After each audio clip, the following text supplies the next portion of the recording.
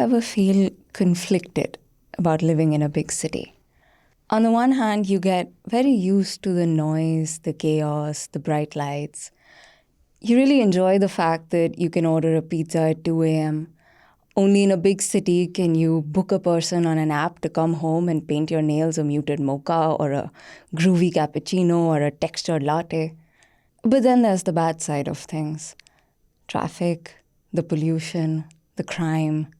That one drunk kid who mistakenly gets into your car and starts using abbreviations that remind you just how quickly everything changes in the fabric of a big city.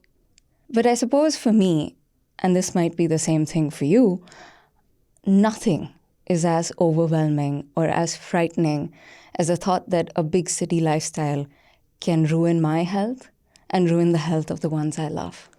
This is Sonali Acharji, and you are listening to Health Wealth, a podcast that wants to use scientific and accurate information, as well as the experiences and wisdom of experts, to give you that enthusiasm and simple understanding about your well-being.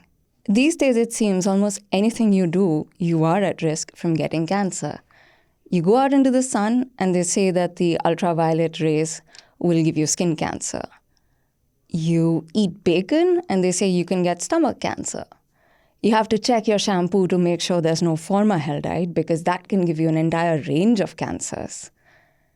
If it's winter and you go out without a mask or you're living without tons of air purifiers, they say you'll get lung cancer. It's a bit overwhelming, isn't it? They say 1 in 9 Indians are at risk from getting cancer in their lifetime today. And some of it is unavoidable. I mean, some of it we might be born with, it might be genetic. And the best we can do then is just get an early diagnosis and treatment. But what about the ones we can avoid? What about the carcinogens that surround us? Is the only solution sort of to retire to a small town somewhere and make sure, we're cancer-free all the time? Or is there a way to be in this big city, to enjoy this bustle and hustle and all that it brings with it, but still be safe from getting cancer? To help us answer this, I have with me today Dr. Manish Singhal. He is a senior medical oncologist from Indraprastha Apollo Hospitals in Delhi. Hello, sir. Thank you so much for coming. My pleasure. Thank you. Every time I read a headline about carcinogens, and it's been recently in the news because of some controversy with possible carcinogens in some spices. But every time I read it, I keep wondering, is this new? I mean, are we just reading more about it today, or have carcinogens always been around? I think that's a very interesting question. And I think we had always been surrounded by carcinogens. Aging itself is a carcinogen in itself. Okay. As we age more, the more the chance of getting carcinogen, because it's not carcinogen in the real sense of the word. Maybe I'm using it more figuratively. Mm-hmm. But we know that the DNA damages keep increasing as we age, right? But yes, we have been surrounded. And, whenever I used to take a talk on cancer and to explain how cancer is, even dinosaurs' bones had cancer, even mummies had cancer. The Egyptian mummies had cancer. So the cancer is not something which is new. It always used to happen. But yes, we are listening more about it because we know more about it. And we say that sometimes ignorance is bliss. So knowledge can be dangerous because if you know more, then you are scared more. But I think knowledge is not to scare you down, but to make you more careful and more informed so that you can take rightful decisions. Yeah. How does something get classified as being a carcinogenic substance? Because that's something, which one would like to know a bit more about. What exactly is done to prove that it causes cancer? So we are surrounded by various carcinogens. As development happened, and that is how we got more closer to various carcinogens, and we learned about it. So there are international agencies which are researching, which are putting up all the data together and trying to find whether it is actually a carcinogen. And I think the foremost in this is IARC, that is International Agency of Research on Cancer. And if somebody is really interested to read about the carcinogen, I would suggest them that they just write the name of the carcinogen that they know about and put IARC in front of it and Google it, and you'll get the whole list of articles on it. That's helpful. That's very helpful to know actually how much is the association.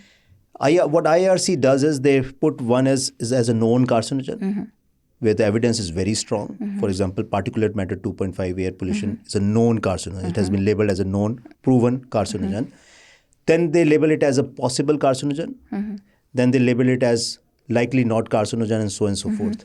So based on the level of evidence that we have to prove something is carcinogenic or non-carcinogenic, IRC is something which labels them quite well. And they put together all the evidence which exists in literature and what new studies are happening.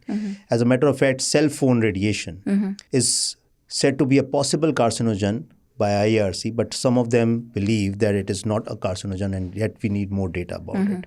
So I think that's the most authentic and most clean data that we have to know whether it's a carcinogen or not. Yeah. And what exactly does a carcinogen do once we consume it inside our body? It harms our DNA, or like how does it actually lead to cancer? Yes. So yes, it does cause the DNA damage. It's not that a single exposure will lead on to carcinogenesis. You need a prolonged exposure because we have a repair system as well. Okay. So we humans are quite strong to block those DNA damages and repair those DNA damages on daily basis. As a matter of fact, we believe, or science believes, that cancer-like cells are generated every day, and they are broken down and they keep getting cleansed by the body. So there is a strong repair mechanism. It is when DNA system gets so much damaged, so much so that your DNA repair system also becomes defective. Or there are some people who are more prone to get cancers because of their genetic makeup. I'm not saying they are genetically predisposed, but there is genetic makeup. So for example, if I were to dwell some more on it, there is a particular blood group where lung cancer happens slightly more. There are females, if they smoke, they tend to get lung cancer much faster than males because they are deficient on an enzyme which is there in the lung. As a surfactant is slightly low. So there are genetic changes within the two sexes, and there are some genetic changes which we call as genetic polymorphism, which may be different for different people. So one person with cancer, you would have listened to this, that somebody in your family old enough, 70, 75, has been smoking all throughout but didn't get lung cancer. All the time. All the time. And there is somebody who just smoked about 5 years and got lung cancer. So these are genetic, differences between individuals which can predispose predispose somebody to a cancer-causing agent and not. So these carcinogens does cause DNA damages, and over a prolonged period of time can lead to cancer. So if we were to talk about some of the top cancers in India and look at what are probable carcinogens for them, could you maybe list them out for me? So like say for lung cancer, what are some of our environmental carcinogens? So a lot of factors. Some of them we know about it, some of them we don't even know about it so well. So smoking is, or even secondhand smoke, is linked to carcinogen. Vaping, which is becoming more and more common, is linked to because formaldehyde, you mentioned about formaldehyde, it does generate some amount of formaldehyde because of the gas or the vapor which is generated by burning of the oil. Even that is a carcinogen. Of course, you have much more carcinogens in a cigarette than a vape, but then both are dangerous.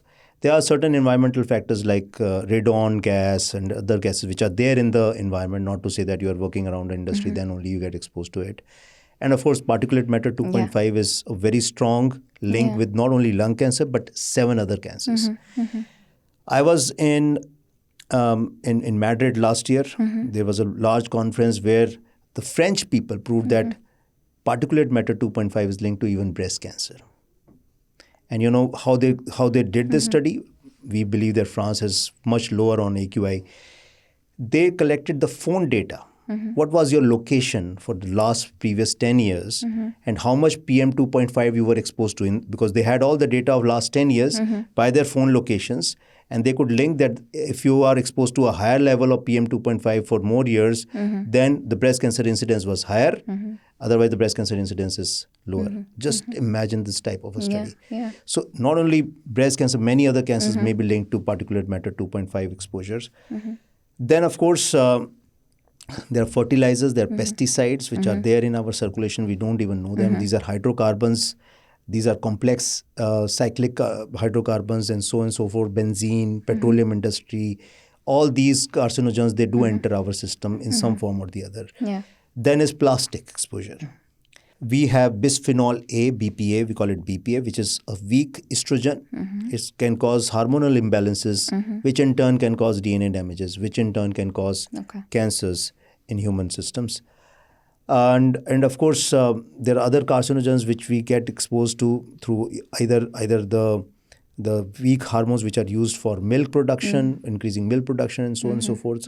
So all these things, and of course, not to talk about water pollution, which I don't even know that what type of water we are drinking. Yeah. And who tests this water for the various carcinogens and various heavy metals which get leached into the pipes and into the water circulation.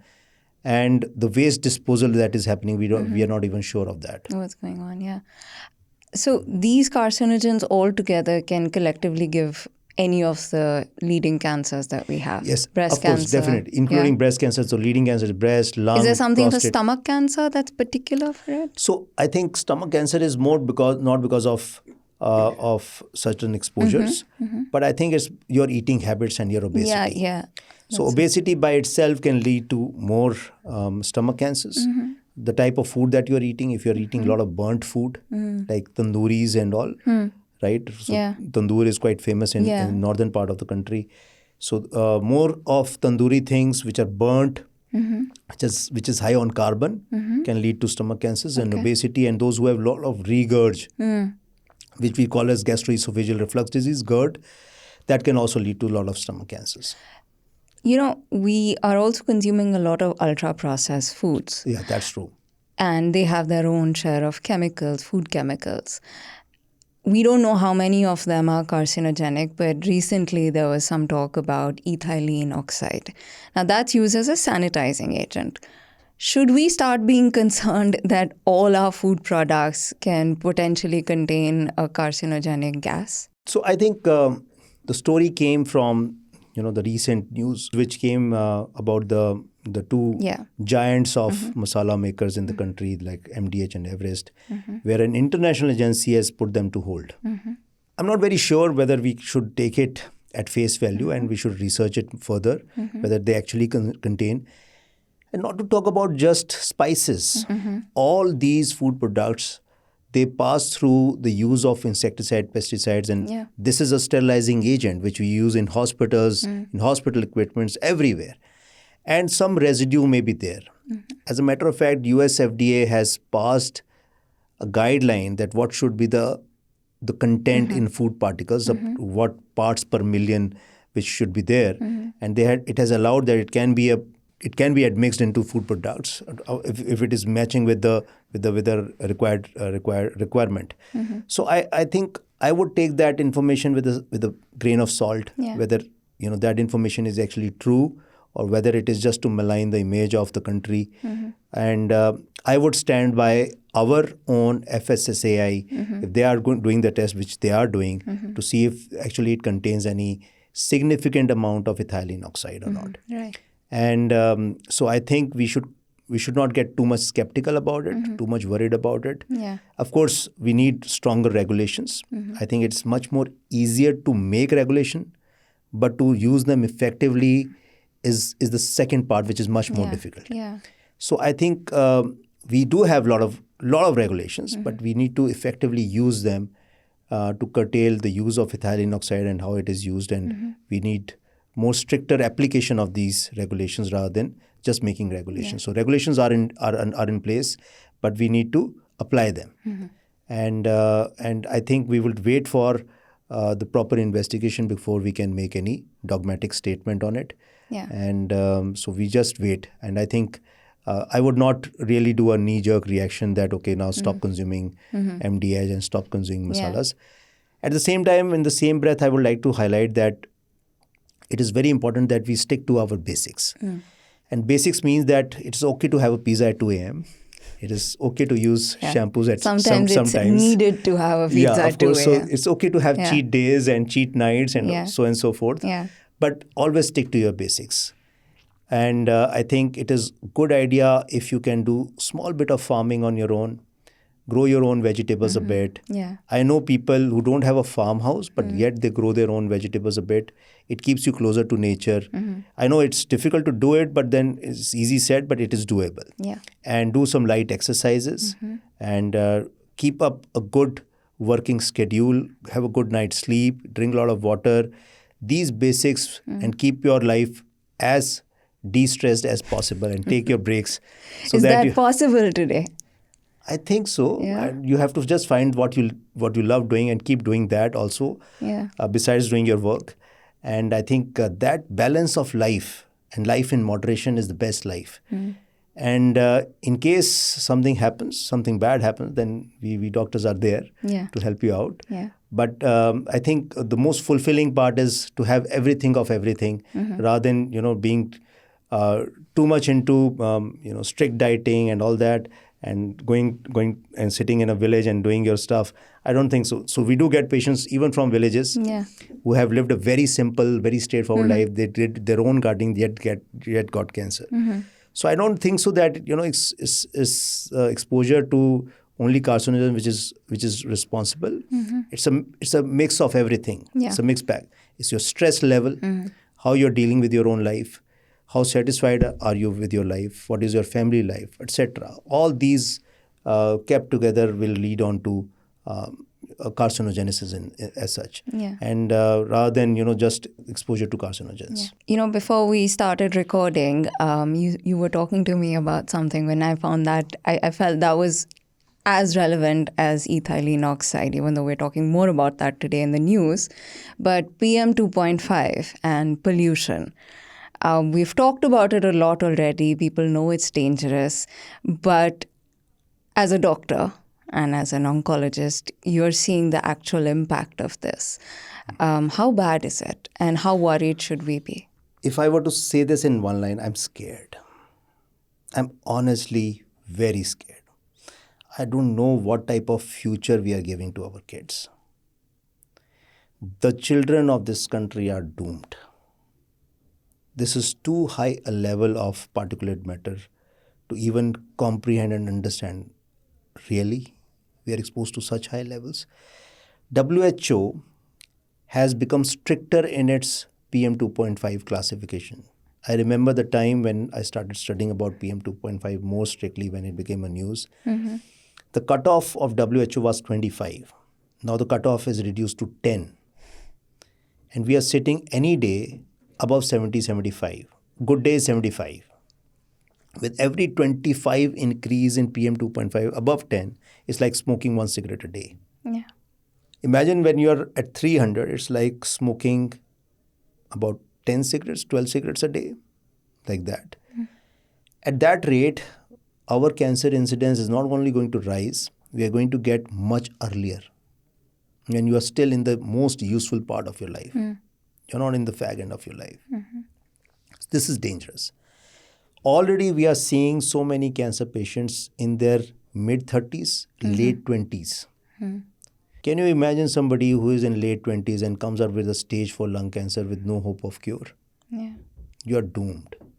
Not only you have wasted their useful life, you have wasted their dreams, their everything. They may be a topper of IIT, it may be a topper of IIM Ahmedabad, it may be a topper or doctor himself or herself. But we are seeing all such patients on daily basis. So I'm very scared.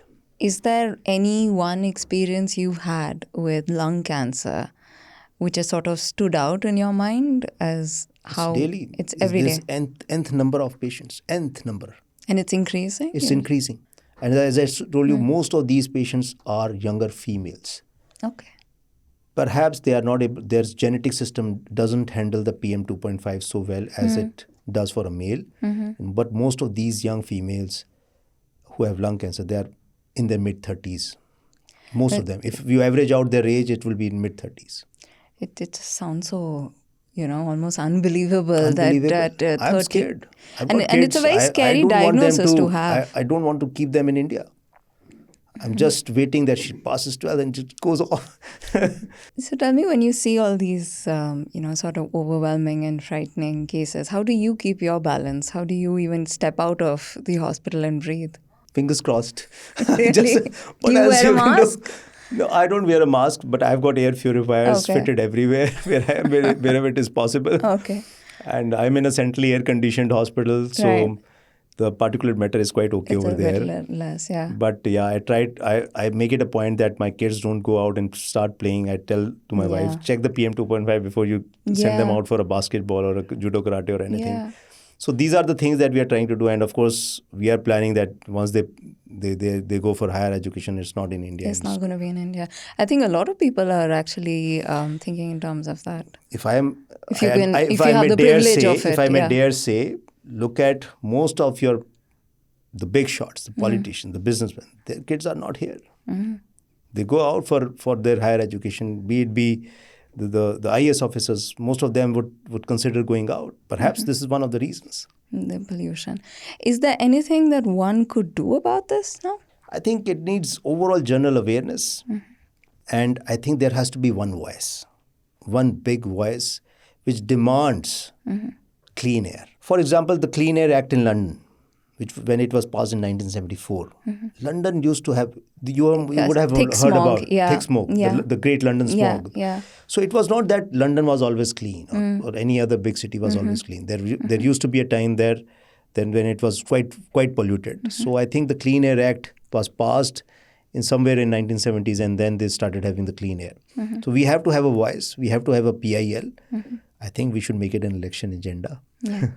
Why not? Yeah. It concerns your health. It does. It concerns the health of young people of India and the young generation of India. And our respected Prime Minister has been talking about the young India.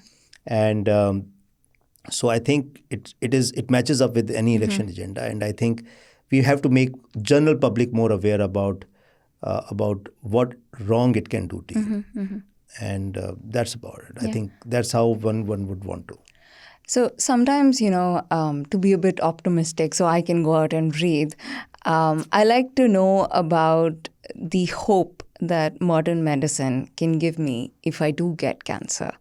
So could you maybe tell us a bit about the advancements in diagnosis and treatments with cancer? Yeah. The good part of things. Of course. So the best is not to have cancer at all. Yes. But if you have it, it's always important that you get diagnosed on time, right? You should not ignore your symptoms. I'm not saying that there is just one symptom to cancer. There are overlapping symptoms. There is always overlap.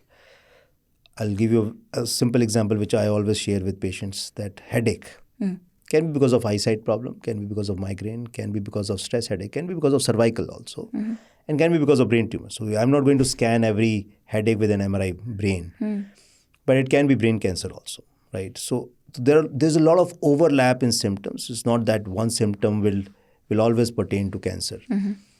But if you have a chronic symptom which is just not going away, and you think that this is something more, which is very unusual, get yourself scanned, get yourself tested, meet a doctor, eat their head. Why is it not going? It has to go. It is not usual. Sometimes doctors tend to ignore the symptoms of their patient. नहीं, ठीक है, सब कुछ ठीक ही हो जाएगा. So if you're not satisfied, change and get yourself investigated. Diagnose your problem. Then likely that you are going to get diagnosed on time.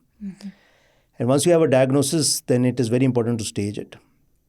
It's very important that you meet an oncologist who gets ready to spend time with you, answer your questions, make you understand your disease. Yeah. And also tell you what are the latest advancements in the treatment and how you can get better of it.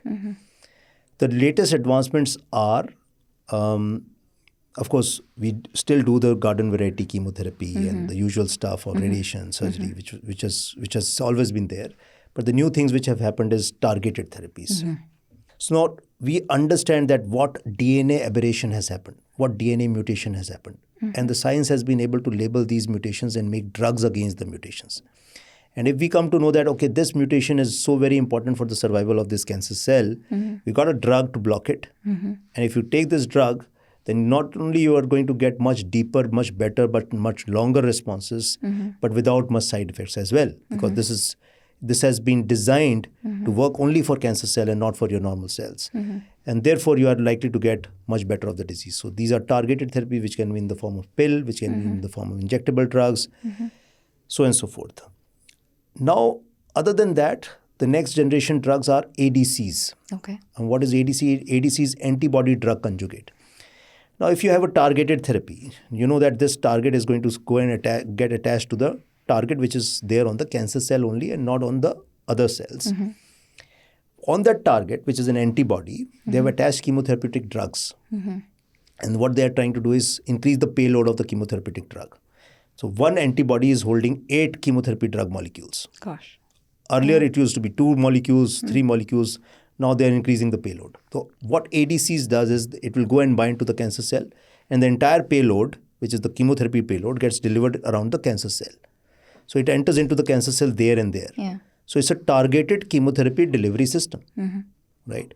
So all you need to do is identify a target which is present much more preferentially on the cancer cell and not on your normal cells.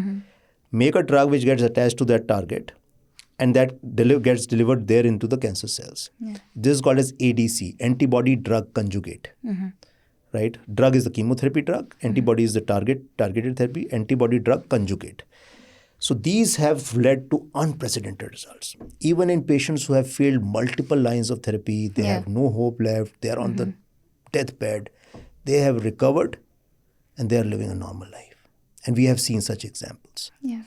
So this is the new thing which has happened. And the last bit of things are immunotherapy. We have realized that this way or that way, the cancer cell cannot be recognized by the body as a normal cell. It is recognized by the body as a foreign cell. It's an abnormal cell, right? So why is it that if your immune system can identify COVID virus, it can identify a tetanus virus, it can identify another virus like pertussis or any other rubella virus or rabies virus, why your body cannot identify cancer cell as a virus? So the body does it. The only thing is the cancer is smart enough to evade your immune system, and that is where immunotherapy comes in. So immunotherapy are drugs which are directed to re-trigger your immune system, make it stronger to fight your own cancer. Yeah. So this has led to unprecedented results, especially in melanoma, where it started from. Melanoma is a skin cancer which is seen in white population much more than Indian population. Then it came on to lung cancer, but now many other cancers. And now we have had examples of patients who had stage 4 incurable cancer, failed all chemotherapies, responded so well to immunotherapy, so much so that they are disease-free. Yeah. And I'm talking of very young people who had no hope of cure, but with immunotherapy, they are living normal life, and some of them have been cured. We usually give immunotherapy for about 2 years, and after that, if there's no speck of disease in your scans, then we just leave them alone. We say, okay, no more immunotherapy, just live normal life, and that cancer has not returned. Yeah. So immune system is the common denominator which always remain in your body. It's a common denominator. So if you have re-triggered your immune system to fight against your cancer, then it remains re-triggered. It's because it's always there. You don't need to push it again and again, and your immune cells will keep killing those cancer cells forever. So there are examples of late stage, last stage cancers. I'm not saying a whole lot of them, but then definitely about 15-20%, to the tune of almost 60% in some cancers, which can be led cancer-free by just immunotherapy. Yeah, that's amazing. Sometimes when I've met with cancer patients, and even if they're lucky and they're privileged and they can afford the best of treatment, there's still so much of fear. Just the word chemotherapy, I don't know why, it's almost ingrained in our heads as something that's going to be so painful, be so crippling, and cause so much of stress to you and those around you. In fact, a lot of cancer patients are unhappy and depressed because of the pain that they're causing to their family members or to their children. I mean, do you see us moving towards treatment in terms of emotional and mental well-being of cancer patients more and more now? Yes, certainly yes. More work has been done in the Western population for the mental and the social fabric and the emotional well-being of patients. Less of it is done in India. See, we have to realize that we are a different society than the Western society. Yeah. We have still a strong social fabric as compared to the Western society. There are people living alone. Some of them were married and they don't even have their spouses with them. Yes, the social fabric is changing in India when you have lesser of social support system, but still, I think we do have a much better social support system as compared to the Western population. So we don't find it as challenging as perhaps the Western population is concerned. But as we are proceeding towards more development, perhaps this will become a crisis area. And we know how social the Western system is working around it. They have elderly sitters who sit at home and they get paid by the government. I don't know whether this type of system can come to India or not. But then I believe that we should stick to our back to basics. We should have a strong social system so that we don't really require such support system. But there are support groups. Yeah. There are some pitfalls of the support group also. And there is some associations more in the pediatric population, the children population. So there is Can Kids and there is kid associations. But for elderlies or middle-aged people, there is no such big support system. There is Indian Cancer Society which does support people. But I think the most immediate support comes from the family members. Yeah. So you have to have a very good, I think, social and family support to fight this disease. Yeah. And of course, I always tell that, it's about the self-trust. Trust on doctors, trust on your medicines, and a good social support system, and trust on your family and friends, which will help you fight with this disease. It's not an easy disease to fight, and there's always some amount of uncertainties when you're treating cancer because there's no 100%, outcome. Yeah. There's always some patients who will not do as well, and there will be some patients who will do well. And we always tend to give example of the ones who do well and not talk about those who do not do well, because ultimately you want to end a discussion always on a positive note and not on a negative note. Yeah. And that's the problem of having a social support WhatsApp group and so on and so forth, because there would be some patient who will not do well. And then it gets shared with everybody and everybody becomes, if it has happened to him, then it can happen to me also.